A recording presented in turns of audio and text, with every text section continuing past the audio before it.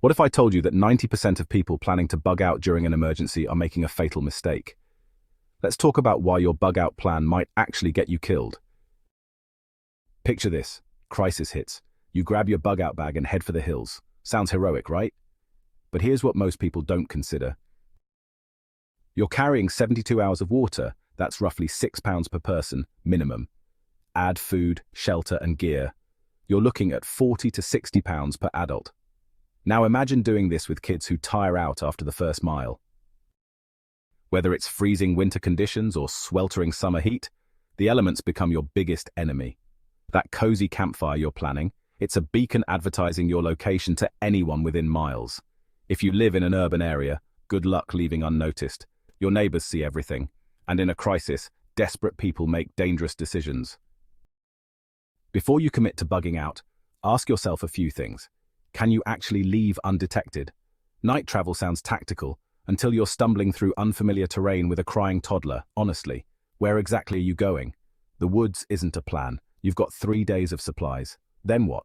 Hope isn't a strategy, mate. And from field mice to black bears, every creature out there wants your food.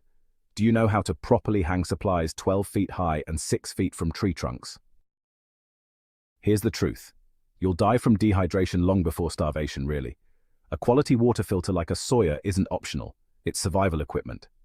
But here's the catch. You need to know where water sources are along your route before you actually need them. Scout your route now. Identify streams, ponds, or lakes. Mark them on physical maps because your phone might be dead.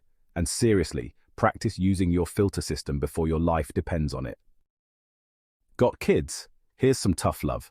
If your children can't comfortably hike 5 miles with a light pack, your bug-out plan is, well, just a fantasy. Start building their endurance now through weekend hiking trips, camping experiences, and physical activities that build stamina. Don't wait for an emergency to discover your 8-year-old can't walk more than a mile without complaining. Here's what most survival experts won't tell you. For 90% of scenarios, you're safer staying put. Why? Well, it's kind of simple. There's a resource advantage. Your home has supplies, shelter, and it's familiar territory.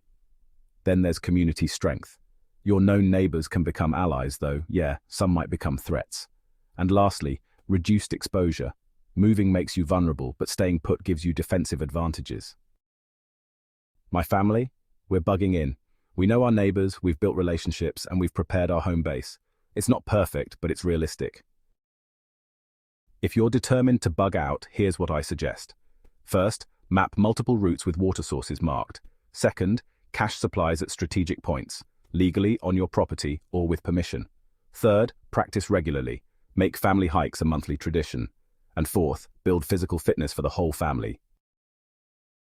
So if you're considering bugging in, here are a few things you should definitely keep in mind. First, know your neighbors. Relationships really do matter in a crisis, trust me. Next, fortify smartly. You want security, but without making your place look like a fortress, yeah? Third, stock deeply. And I mean think in terms of months, not just days. And finally, plan for utilities failure. That means backup power, water storage, and waste management. It's all about being prepared, not paranoid. Maybe nothing will ever happen. Maybe you'll never actually need these plans. But if you do, will you be ready with a realistic strategy? Or will you end up as another tragic statistic who confused survival fantasies with survival reality? So are you bugging out or bugging in? Drop a comment and tell me your strategy, yeah? And if this video made you rethink your emergency plans, hit that subscribe button. We're building a community of realistic preparedness here, not selling you survival fantasies. Stay safe out there.